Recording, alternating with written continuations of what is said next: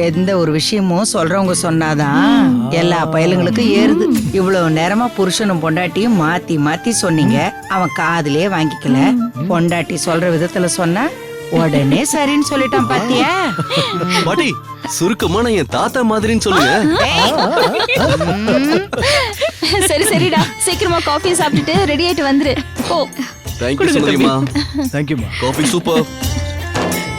இங்க வைங்க. மருமகளே, அத்தை, எதுக்காக இவங்க 2 பேரையும் கோயிலுக்கு கூட்டு போறேன்னு எனக்கு நல்லா தெரியும்.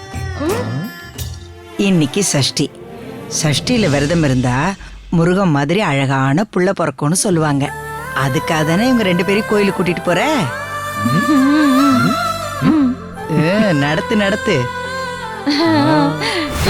முருக மாதிரி குழந்தை வேணுமா? உங்க எல்லாரோட சந்தோஷத்துக்கும் நான் ஒரு முடிவு கட்டுறேன்.